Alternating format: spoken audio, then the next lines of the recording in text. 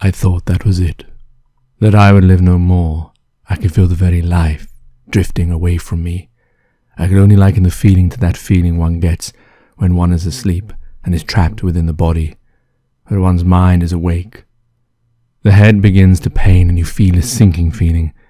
That was the very same feeling I felt. I began to see darkness shroud around me. These, I guess, must be my final seconds, when a bullet ripped straight through the air, my captor's head splattering his blood over my face. He fell to the ground, and similar 2 more bullets flew past as the other tramps tried to make a dash for it. But they were in no condition to do so, and they too fell to the ground. I imagined I might be next, but no more bullets came. I drew breath as quickly as I could. My lungs ached as if someone had punched them 1,000,000 times. I think I lay still for over half an hour, as my body caught up with a life that had been deprived of me. In this time, the owner of the bullets to which I owed my life came. "Are you all right?" she said as she bent down to see me.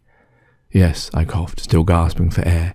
It wasn't at first that I registered the great significance of our meeting. It was as if it were normal, but it was far from it.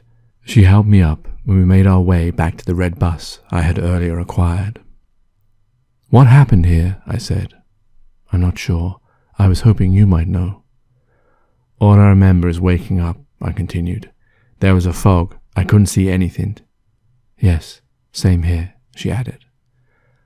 I looked from the hill but could see nothing. It was all covered, but the cities further on seemed untouched. "What's your name?" she interrupted before I could continue. "My name is James." "Mine is Jenny," she returned. "Where did you learn to shoot like that?" I asked. "My father taught me when I was a kid. He was a policeman." "And the gun?" "There is an army lorry abandoned up the road. Found the gun and some other stuff there. Put it in my bag just in case I needed it." We sat talking for hours inside the red bus as slowly the sun set. We both seemed unaware of what had occurred here, where all the people had gone. Why had some of the city been completely wiped out and other areas left untouched? What were the visions and dreams all about, the white flashes, the strange sensations and feelings, which often occurred throughout the day? Why did those tramps want to kill me? And all of these questions and many more eluded us, but by merely being 2, we felt more comforted even without those answers. We drove the bus down the road a little, looking for a house we could stay in. We pulled up outside the biggest house on the street. Conveniently, the door was wide open, but so many seemed to be. It led us to believe that whatever panic took place, that we seemed unaware of or not part of, people had time to rush outside before they seemed to have disappeared or, as I was fearing, dissipated. For the charred ground that we walked on, the gravel I first thought, because of its noise, could well be that of human flesh and bones disintegrated. We walked inside the dark building. Inside the lights were often not working. Jenny pulled out a torch from her pocket and shone the light in front of us, revealing a long hallway. We both looked at each other before entering and closed the door behind us.